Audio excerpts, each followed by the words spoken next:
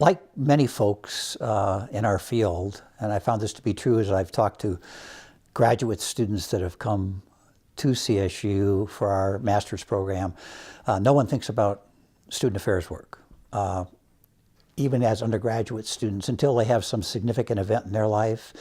And so that happened to me. I was between my junior year and my senior year at the College of Worcester, and had a call from the Dean of Men over the summer. And the Dean of Men said, "Grant, I'd like to have you think about being a head resident for me." And my response to him was, "What's that?" And he proceeded to describe what that was. And he said, "Oh, by the way, Grant, you get free housing as part of this package that we're going to offer you." And I said to Howie at that time, I said, "Well, Howie, I live in the gym. I'm on an athletic scholarship. I live in the gym. I'm getting free room in the gymnasium right now." He said, "But you'll have a wonderful opportunity. You'll get a chance to work with me." And like a lot of our students today, those same kind of events happen. They have a mentor, they have a significant other, they have a key relationship with a faculty member or a student affairs staff member. They become an RA in the residence hall or whatever, and they learn that, hey, there's a field called student affairs, student personnel administration. So my story, I tell it, is two great events my senior year in college. The first being a head resident and learning what that would be like and working with the Dean of Men. The second one was meeting my wife and falling in love. And 48 years later, we're married and very happy living in Fort Collins. So it was a really good year for me, my senior year in college, because I did get to work with the Dean of Men and learn that, hey, there is such a thing as a career in student affairs work. And from there, he recommended that I pursue a master's degree. So I went on and did that at Michigan State University the next 3 years and worked with the housing program up at Michigan State. Pat and I got married between my first and second year up there, and I had a residence hall up there of 600 men that I managed. And Pat came in as my spouse, and here's Pat coming in at the age of, I think, 22 or 23 at the time. And so I had 600 guys and Pat in the residence hall. So it was a great experience for us. We were young, we were naive, and we were eager to learn. And so did my master's work there at Michigan State. Stayed my third year at Michigan State and thought about working on a PhD, and I began some PhD work and realized that, hey, I needed to get out and get some full-time experience. And so in 1968, I began the job search. And it was an unusual time in our career field because there were very few schools around the country that were offering master's degrees. And there were a lot of schools looking for master's students to fill entry-level positions. So I had a number of folks come to the university. We all did as graduates from there and interview us for positions. Ended up with a number of offers, actually a number of offers that paid a lot more than I was being offered at Colorado State University at the time.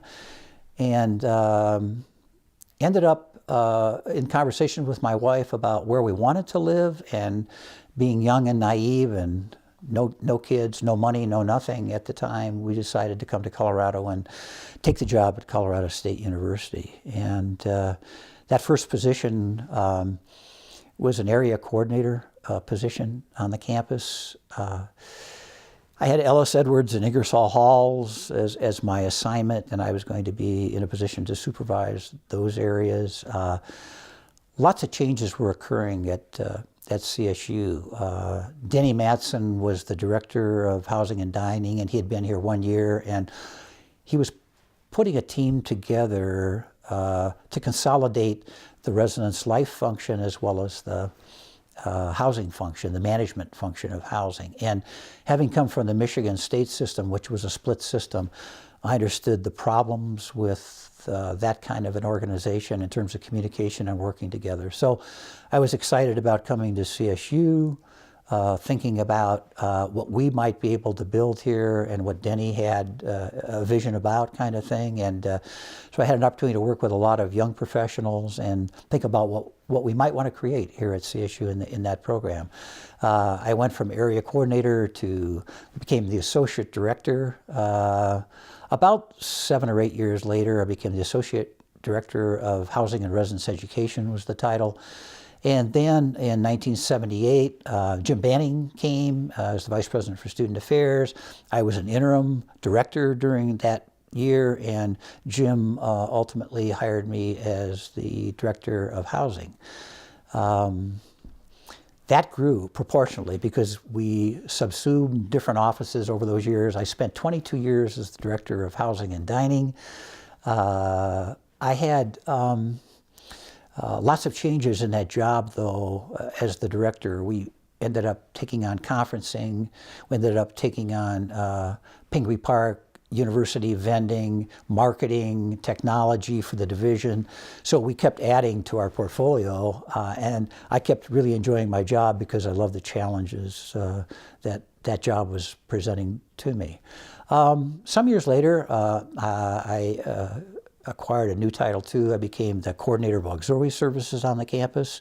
So I had an opportunity to work with the Laurie Student Center, campus recreation, student health operations, all of those organizations that are self-funded organizations with fairly good-sized budgets and large staffs.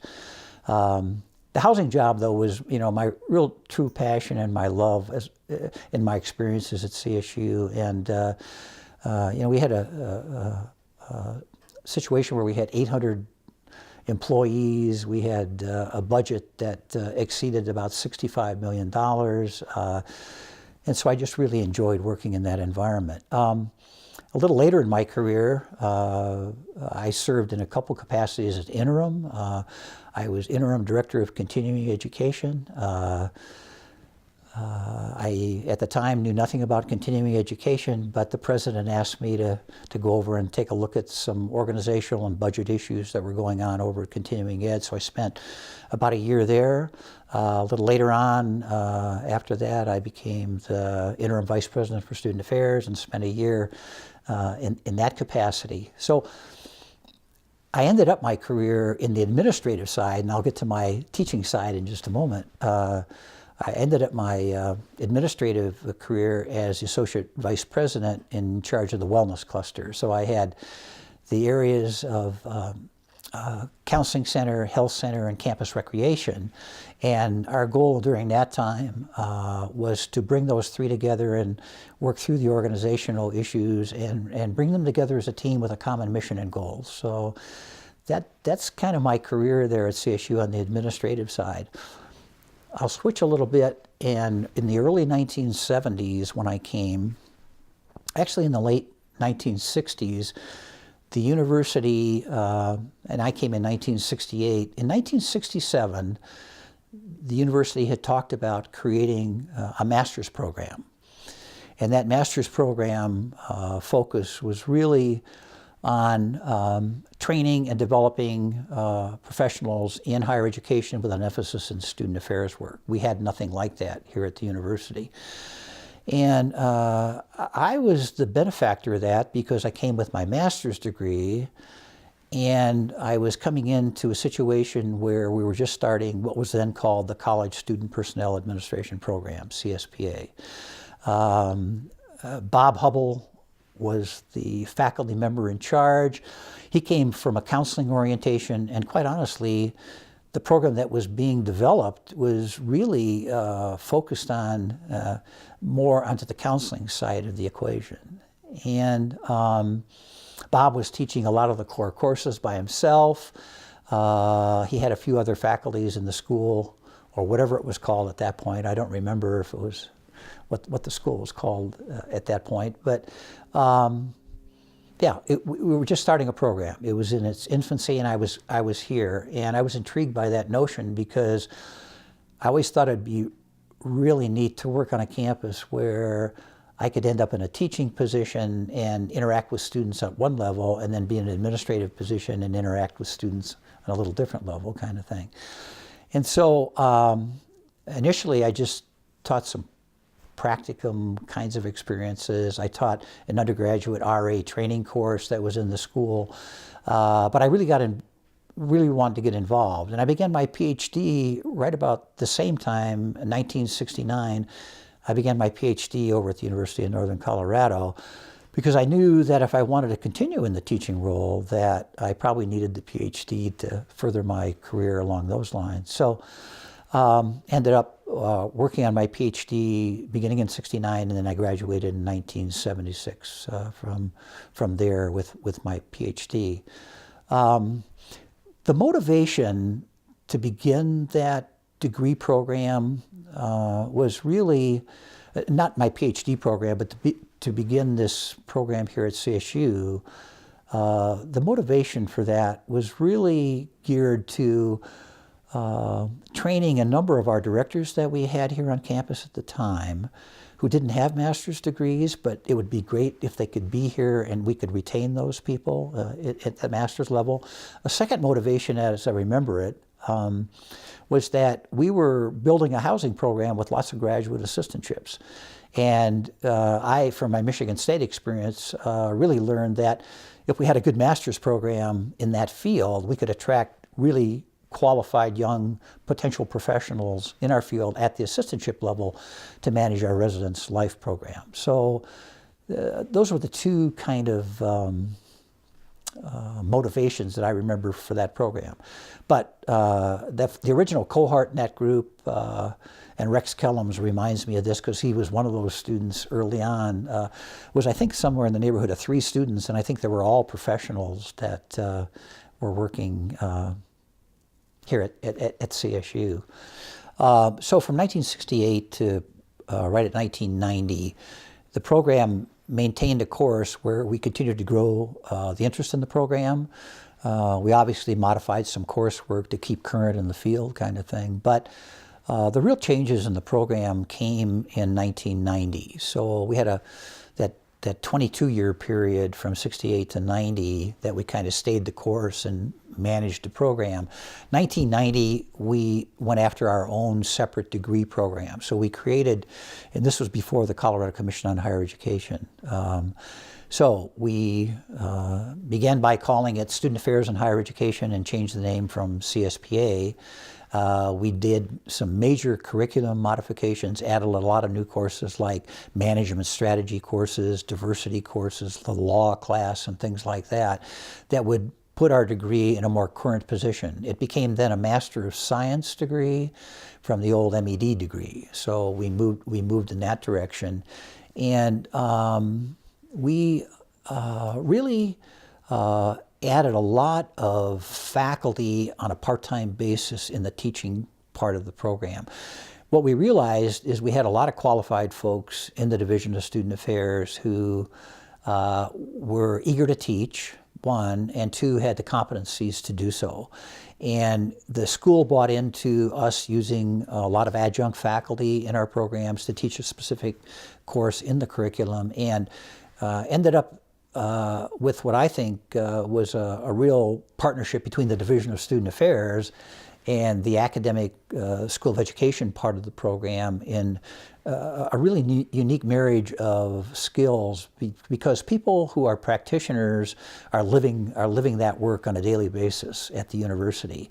And when they get into the classroom, they can take that theory, and we were a program that really focused on theory to practice. So they could talk about the theory and what it meant, but the reality was, and the proof of the pudding was, what's the outcomes? What are the net results of having a practitioner in the classroom, translating that to students in the classroom? And a lot of those students, again, worked for us in graduate assistantships. I think there were very few students, maybe a couple, that didn't have grad assistantships, but may have been working full-time at the university or had some other kinds of responsibilities. So, it forced the faculty, what I call, to walk the talk. The talk being, this is the way we should be doing things theoretically in the class, in our program, in our profession. And then the students would observe those professional staff members in their real work, because they were seeing them on campus for their 2-year period while they were in the master's program. And so a lot of conversation came about, and follow-up to that conversation came as a result of students discussing, well, this is what you taught us, but this is the way you were behaving, and help me understand the trauma of your position, the decisions that you have to make, the organizational issues that you face that sometimes prevent you from walking the talk exactly, kind of thing. And so I think that creates a really neat dynamic in our program. So the net result of our program today is, there's a lot of really neat things that are happening above and beyond just the curriculum changes we talked about and some of the other issues. And that is, we have a professional journal. The SAHI program students now have international opportunities to travel and see other cultures and other higher education systems. They have an opportunity, a lot of them, to present at professional meetings and workshops, and they have a unique ability to partner with a lot of our faculty on research projects and so on. So the whole notion of taking just the basic core curriculum one step further and having that evolve, I think these are good examples of that evolution and where our program is today. When we were early infancy in our program, we might get 50 to 60 students applying for the positions in our program. Today, they're in the neighborhood of between 350, 400 applicants for these 25 positions that they traditionally admit to the program. So it's a high demand program. It gets good support financially from the assistantships, and I think it's highly thought of. The other neat thing that's happened is we've done follow-up studies with our graduates, and we have almost a perfect placement rate with our program, and we have lots of in the neighborhood of over 400 graduates from our program now who are all over the United States and working internationally. So we have those really neat connections that are happening between our alums in our program and the students who are currently coming out of our program. So our students are in high demand, we find, and our alums are doing a great job helping us mentor our students and help them find jobs when it comes time to get into the workplace. I always thought of my department as family, and that everybody in that department, housing and dining, and then eventually the auxiliary services areas, had a role to play in the success of students and their growth and development, kind of thing. So it wasn't just the residence life or the apartment life staff members or the professional staff members that had that responsibility, but it might be a maintenance worker, it might be a custodian. The influence that our desk workers had and the connection that they had with students were paramount in student adjustment issues and so on. So the whole notion of creating a family environment and valuing and bringing together all of our workers in a common core mission was very important to me. The other thing that was important was having a large staff appreciate what each other's contributed to the organization. And a lot of our training dealt with a better understanding of, say, a hall director understanding what a maintenance person's role was and vice versa, kind of thing. So the whole notion of understanding good student development theory, how students mature, the influence that our residential environments and our student affairs environments have on students, which is well documented by the research, we can make a significant contribution to recruitment, retention, diversity on the campus, their learning experiences.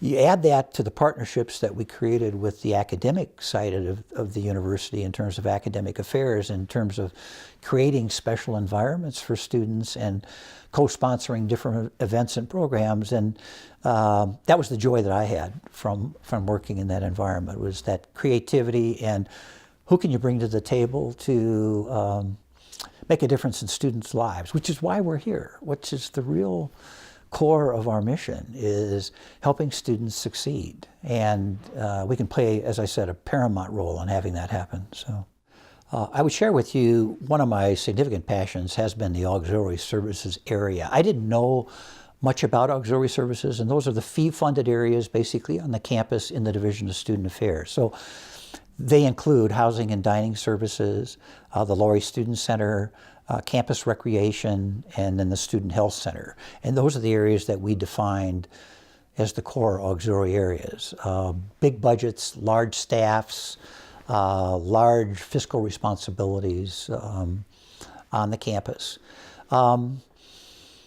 The thought of creating a semblance of organization that we would call the auxiliary services and meeting regularly to talk about things was that we had a lot of common mission and purpose on the campus.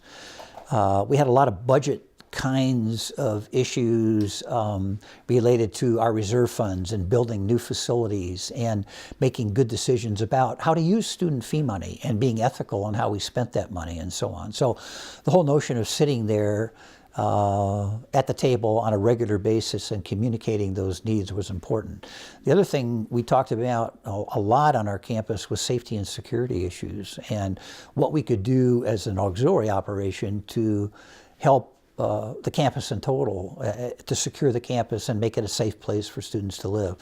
If you look at all of us in our belief with the Maslow hierarchy of needs, safety, security, food, housing, have a real strong purpose in student development and student growth. And we had the ability through all those auxiliaries to have a real impact, whether it was a student going into student health to tend to their health needs or talking about wellness programs and advancing those on the campus through campus recreation and other entities. It was important for us to communicate those with each other, talk about some of the weaknesses we had, some of the programs we needed to beef up. How would we share resources with each other, people with each other? Were all important as we strove to really build a quality campus for students. Obviously, we're in the business of student affairs because of students. And on the campus of Colorado State University, because I wore two hats, administratively in the classroom, I saw students in a variety of capacities in all my career. Some of my favorite stories about students would, particularly at the undergraduate level, would be, and particularly earlier in my career, because as I advanced in my career, I found I got, unfortunately, farther and farther away from direct student contact as I moved up the organizational ladder. And that concerned me a lot when I was in that role. And I tried to forcibly do some things to create a closer distance to students. But undergraduate students, when I first came, I worked a lot with our RHA Association, our Residence Hall Association. I was their major advisor. I got to do a lot with staff training for the RAs, a lot of the student governments I interacted with in the halls. So I had an opportunity, at least with student leaders in particular, to sit down, have lots of one-on-one group conversations with them, and listen carefully to what they were telling me about what we were offering them in the halls. I mean, you always heard things from students about their living environment, the room's too small, the quality of the food, parking on the campus. I was always engaged with conversations like that. But I also was concerned about where they were emotionally, psychologically, and tried to give empathy to a lot of the needs that I saw. Today, it's true today as it was back then. Students come to the campus with lots of needs and issues. They could be coming from dysfunctional families. They could be coming from situations that they really didn't want to be at Colorado State University, but they were forced to be here, kind of thing. They may have come as a result of, they got a financial aid package but that was the draw, and they weren't sure why they were here studying. So the whole notion of what we could do to have conversation with students, facilitate their growth, get them to the right services, and assist them in any way we could, I found that to be tremendously enjoyable. Almost treating them as my own kids a lot of times because I cared about them, And I could see where they were having successes, and I could see where we had failures. And it was always a great disappointment to me to look at some of our retention figures at the end of fall semester and see that we might lose 2 or 3% of those students that never return, kind of thing. And I always ask myself the question, why, and what could we have done to facilitate them coming back to the university. So at the undergraduate level, particularly early in my career, I really enjoyed that piece of my work. I really got close to students at the graduate level because a lot of my responsibility was supervising graduate assistants. The vast majority were in the SAHI program, and I had an opportunity to work closely with them in that supervisory role, but also work with them in the classroom experience. So the whole notion of having them in a work-related relationship and then to have them in an academic relationship was really neat. I got to be obviously their major advisor to lots of those students. I got to serve on a lot of committees, academic committees with them. I got to see them in their assistantships, and I got to, toward the end of my career, not really at the end, but about 15 years out, I got to become the program chair of the SAHI program. So I got to bring students in, whether it was via orientation, whether it was via staff selection, whether it was training and orientation, whether it was through the graduation exercises, whether it be through special committees that we had to get feedback from the students about how we might improve our program, and use students in that context to really say, what's happening, how are we treating you, what are you learning, what's the good and the bad about what we're producing in the classroom, and then ultimately keep in contact with those students after they graduate. Still have lots of contact with them, and have lots of conversation with how did we train you? How did we do when you were here at CSU in terms of preparing you for the real world of work? And when you got out there in your first or second position in your career, what do you wish we might have done here at CSU to help you along that path? So all along, I think having that conversation with graduates, our graduate students, and seeing them grow and evolve, and seeing them sometimes change their mind about their career field. I love that. Because what we try to do with our SAHI program is expose them to many opportunities while they're at Colorado State, and that's what I think the value of a master's program is. A lot of people come here only having the housing experience.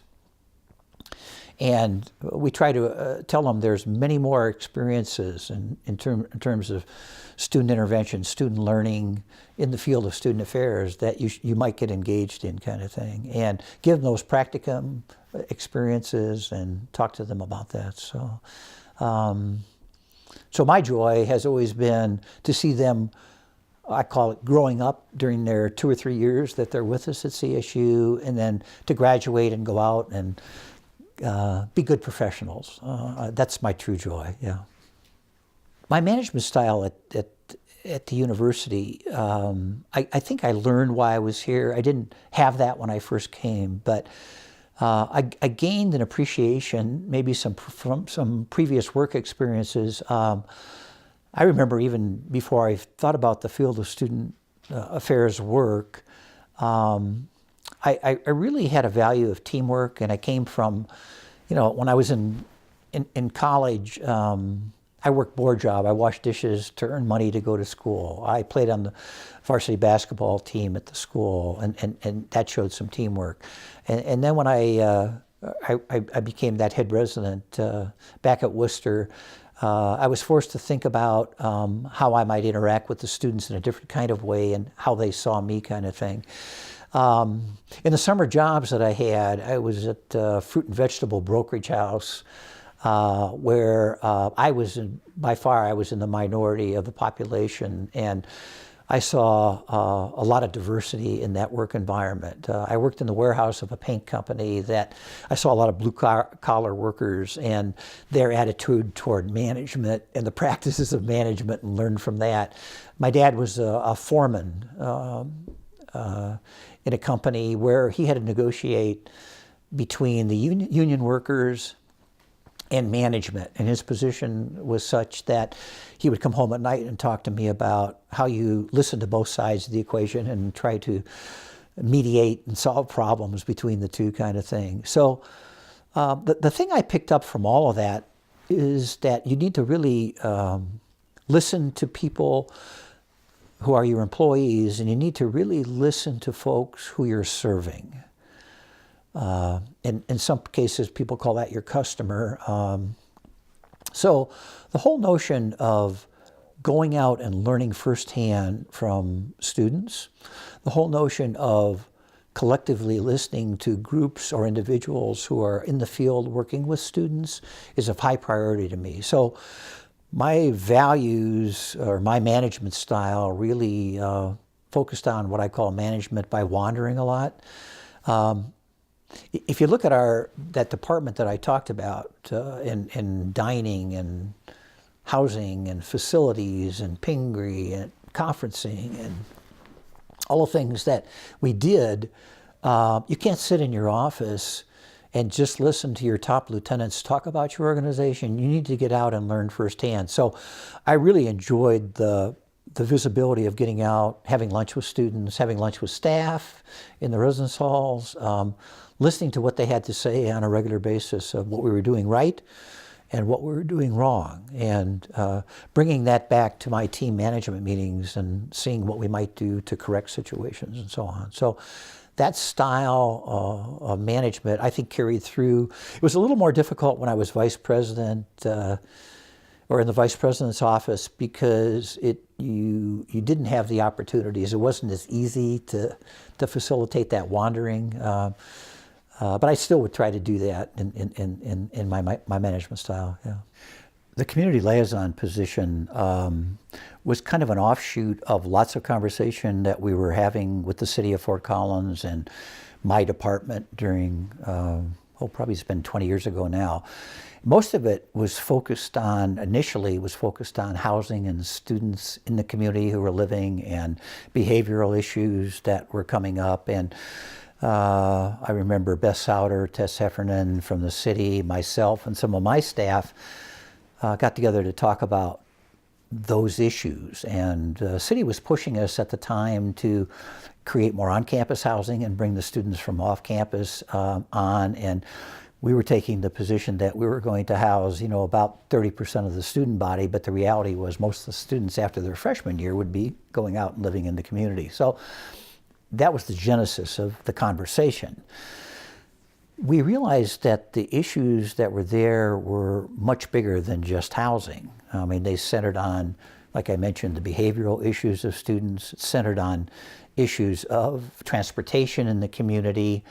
And so we really had some good conversations about how we might meet some of those issues and needs. And the farther we got along in our conversations, the more it looked like, hey, why didn't we have somebody really from the university and the city focusing on that on a regular communicative basis? Well, we realized the economics of that weren't going to allow us to create two positions, but we said, why don't we partner? We don't have a position that we were aware of where half the position might be funded by the city, half the position funded by the university. We might create two different offices so that they wouldn't be just working on campus, but they would also be working in an office in the city too.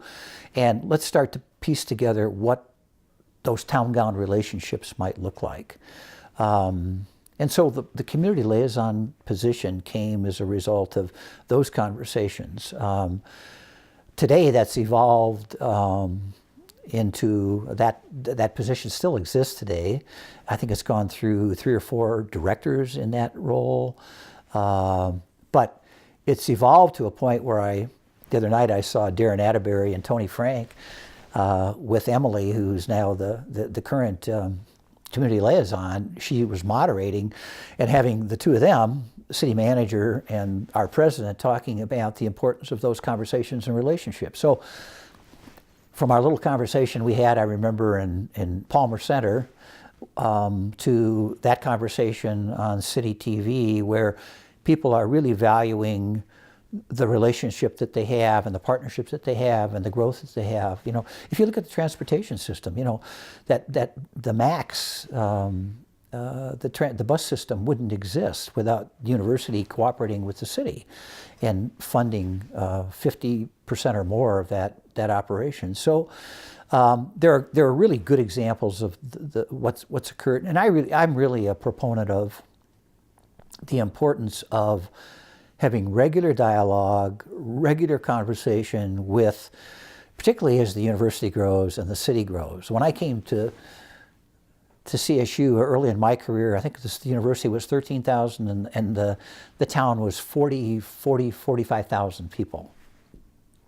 We still had issues, town gown, but now that we're, 28,000 students on campus and 160,000 people in Fort Collins, the magnitude of those needs and those issues has grown. So I'm really pleased that the city and the university has continued to value that relationship. And I really believe in town-gown relations, and I believe that, and I hopefully I do that through my own behavior too, not only creating that position, but doing volunteer work. I really believe that faculty and staff have a role to play with the city, that we need to engage ourselves in volunteer efforts in the community. I'm sitting on I sat on the Larimer Center for Mental Health Board at the Convention and Visitors Bureau operation, which showed a real town gown conversation on our conferencing, particularly during the summertime. I sit on the Urban Renewal group on North College Avenue, renewing this, and there's a lot of town gown. That has right now. There's new 600 beds that have been built for student housing on North College, and I hope, and I think I had something to say about that development and what could happen out on North College. So I use that as an example of what I think the role of other faculty and staff members should be on the campus, to reach out to the city and sit on boards and policy-making groups, and I think it's a win-win. And I would ask the university to invite the city to participate with them as we build new things on campus. I know the stadium is a sensitive issue, but we should be engaging the city in those conversations, and that's true town-gown relationships. There are many. And some are just those special times with students. Some of those are a result of seeing some events happen on campus that I had to get involved with, that if I had my choosing, I wouldn't have gotten involved with them. But they were special because they turned out good. I think some of my special memories are with the graduate program. I mean, I can remember special times like playing city basketball and softball with half the team, 3/4 of the team being students, and the other 7 fellows on the team being faculty members in our SAHI program, and competing in basketball and competing in softball with those students in the community. Our orientations at Pingree Park were always very special for me, when we took not only our housing staffs up to Pingree, but our entering students to the CSPA and then the SAHI program up to Pingree Park, because a lot of those students came from urban areas around the country, or some international students, and their first week here we'd climb to 9,300 feet and go to the mountain campus, and that in itself was a special treat, and to be able to do orientation up there. Special memories of Ray Chamberlain approaching Denny Manson and myself in the late 70s and saying, we'd like to have you think about managing a campus that we have in the mountains called Pingree Park.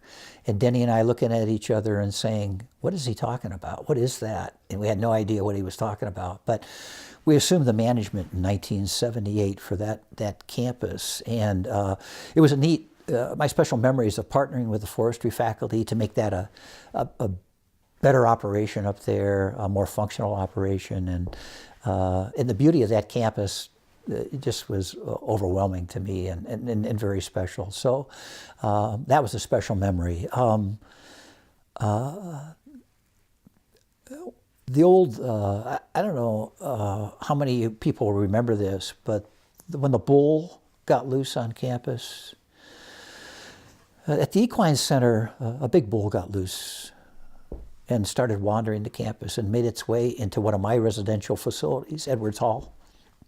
So I got a call from one of my staff saying, there's a bull in Edwards Hall. I said, yeah, right. Not true. They said, true. Students, he came right through the front door. He wandered from the Equine Center down Pitkin Street, came into Edwards Hall through the front door, went down to one of the floor sections. The students thought it was really neat. They opened one of the student doors and they went into a student room. And so I got over there on campus, and it was like the Keystone Cops. The bull was in the room. The students were calling the room phone, aggravating the bull. The bull was butting its head against the door. I mean, this is one of those special memories that. And then the police were trying to figure out what to do with the bull, and they pulled up. They got the equine. They got some of the students who were in the ag program to come over with a trailer, backed it up to one of the floor sections down there, and. Finally opened the door to the student room. The bull ran down the hallway. He missed the chute at the end of the hall, didn't get in the trailer, started across the intramural field, and the police were chasing him. And that's what I meant by the Keystone Cops. I mean, it was just one of those moments that you had to kind of smile about, kind of thing. Yeah, lots of special times. I think some of my real memorable times were at graduation of our master's students and having the parents and grandparents here. A lot of times we did that early in our career in our backyard, and having special times with them and thinking how proud I was that and how special it was to have a small group of students like that graduating and then going out into the field of student affairs work, and taking great pride in that and what those students had accomplished, and seeing their parents maybe getting some glimmer of understanding of what their kids were getting involved with, because there was still a lot of parents, mine included. I remember when I graduated with my master's degree, that my parents had no idea what I was going to do and what that meant, kind of thing. So those were real kind of special times, yeah. Because I was at CSU for 37 years, I worked out of different buildings, and I have some that are maybe more favorite than others, kinds of things. I would begin by saying, my first job, I had an office in Edwards Hall. When I was area coordinator, my office was in Edwards Hall, and talk about being close to students. I was there, and so I interacted with them on a daily basis. So that was some special time. But I moved over to Student Services building, and I was there for 20 years. The old Braden Hall, which is now Student Services, we had our offices over there. And that was an interesting building for lots of reasons, and I won't go into that. That was probably not one of my favorite buildings, so I won't spend a lot of time dwelling on that. What was one of my favorite moves, though, was when we made the decision, got permission to gut Palmer Center. Palmer Center at the time was a residential facility for students. At the time was called International Housing. Before that, it was upper-class women housing. But there was like 12 apartments in there. We completely gutted the building. And it was the first time in my career that I had an opportunity to think about consolidating resources, because our dining operation was over in Rockwell Hall. Our housing operation and residence life was based in the old Braden Hall Student Services building. Conference services was in another location. We were all over the place, office-wise. And now, for the first time, I had the opportunity to move closer to students, have good parking, have good access, and consolidate those resources. So we moved residence life, apartment life, our main administrative offices, including Pingree Park and conferencing, and then apartment life, all in together in Palmer Center, and had one-stop location. So, and that was in 1990, and which is hard to believe. It's been almost 25 years since we moved into Palmer Center. But that was one of my favorite things to do was, because it serves students better. And then we brought the ID card. We were doing the RAM card at the time too, so we put the ID center as well there. And it really, in terms of service to students and cooperation and communication among staff members, I think it was one of the greatest decisions that we ever made organizationally to enhance our services, kind of thing. In 2000, I went over as interim vice president into the admin building, and then I stayed in my associate VP role over there. I had an office that overlooked the Oval, and this was a great culminating event in my career, because I could look right out of my office and right down on that main sidewalk on the Oval. And I think of many days that I came to the office. I always came office early. I was one of those early risers, and I loved the quiet and the solitude. And to think about my years at the university, but also put that in the context of the university itself and the Oval representing that early start and the buildings on the Oval, and thinking about the students that had gone before and what that meant from a historical perspective, a land-grant institution that was formed in 1870, to see that evolve to what it was today, and then for me to think about my work with housing and dining and the auxiliaries and the SAHI program, and what in my 37 years we may have contributed to the growth and the evolution of that, and with new facilities and new programs and new activities. I mean, it was very special to be there at the end of my career. It just meant a lot to me, and to play a little piece of that evolution of the campus, it was exciting. Yeah. Sure. Well, I'm motivated to stay involved because we're going to stay in the community, and I believe that giving back is a very important part of who I am, and whether that's with the city and or with the university, which was such an important part of my life.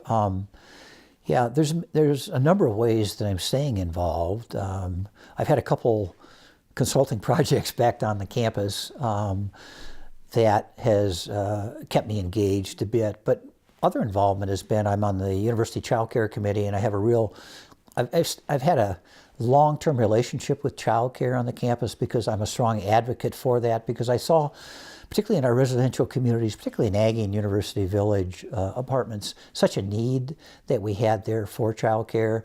And I was privileged to be able to start that child care in Aggie about 20 years ago. But that's evolved to the point where I'm on the child care committee now, and we just did a ribbon cutting where we did a public-private partnership with the Sunshine House and created the new child care down on Center Avenue. That's been opened for a few months now and very successful.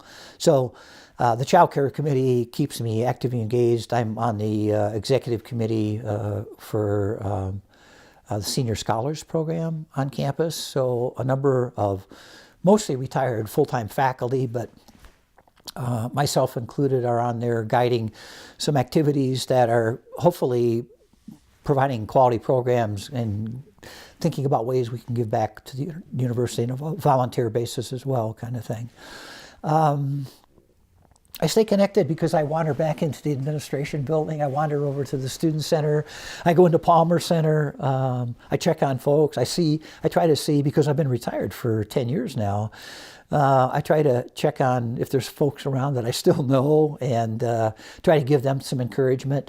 One of the things I go back to my connection about what I'm proud of too, and my connectivity. When I go into the vice president's office, a lot of those people that are in those offices are my former students, whether it be the vice president, other folks. There are former students that graduated from our master's program, and or former staff members of mine from housing that are now working in a higher level position. So I'm connected to them in a variety of ways, and very proud of the work that they're doing there across campus as well. Lots of folks are longtime friends, which I'm particularly proud of as well. So I think to my former students, I would offer first how proud I am of that so many are being so successful, both at CSU, around the country, and internationally. I get to only follow and have connection with probably at the most 15–20% of you. I'm not on Facebook. I'm not really connected that way. I always made jokes about my aversion to technology, and probably that's my downfall right now, is that I'm not connected that way with the way a lot of our younger professionals are. But to them, I would say how grateful I was to have had them as part of our program, and for me to be able to learn from them. One of the joys for me has always been when we brought people into our master's program. They came from all over the country. Many internationally came to the program. I learned as much from them as hopefully they learned from me and other faculty members. They brought a wisdom that changed the culture of our campus. They helped me better appreciate what we could do to improve our campus. They helped me in the residence life area particularly to see new policies, procedures, ways of doing business. They brought that to the campus as students, as workers for us. So I'm proud of them. I'm grateful for the interactions that we've had, and I hope we can stay connected. I hope we have, and I've shared this with Dave McAfresh, who's the current program chair, I hope we can have some reunions in the future where many people will return to the campus and share what they're doing and reconnect with each other. Because there's really a strong connection. There's a strong work ethic. There's a strong connectivity to the students that were here together as a cohort group, but there's a bigger connection to all those students who were part of CSPA and the SAHI program. So I hope we can continue to have those connections, and I've just been grateful to play a small part in all that. So, yeah. I just been, feel like I've been very blessed to work at the institution I've worked at. I never began to think when I came in 1968, and my wife, I can still remember driving across Route 14 from Sterling, Colorado, and I took the job here sight unseen. I mean, so I never even visited Colorado before. I remember getting out close to Briggsdale and thinking I couldn't see any mountains. And if you know the territory out at Briggsdale, Colorado, you go, what? And I said to myself, I remember my wife, what am I getting into? What is this new adventure we're getting to? And then I can remember seeing the peaks of the mountains out a little beyond east of Alt come up and saying, wow, what a beautiful sight. And my thought when I came to CSU was, Pat and I had talked, I'd be here 1 or 2 or 3 years, but this was a start and it'd be an adventure, and we surely would move on from this location. So I guess what I wanted to say is I've been very blessed with my career. I've had opportunities for advancement. I've had the ability to serve as an administrator in a variety of capacities, but I've also had the neat opportunity to be able to teach and be more directly involved with the education of our students. And so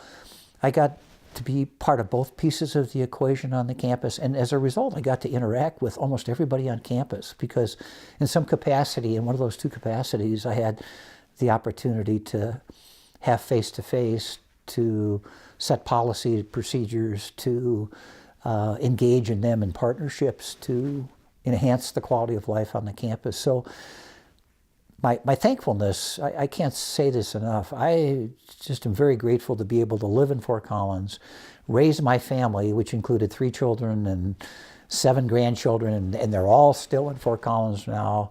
So I've been blessed to live that life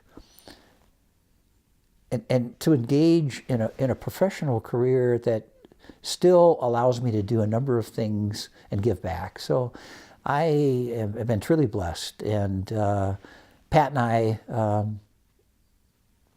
just are very thankful to be where we are, and say that every day, that how grateful we are to be engaged with the community.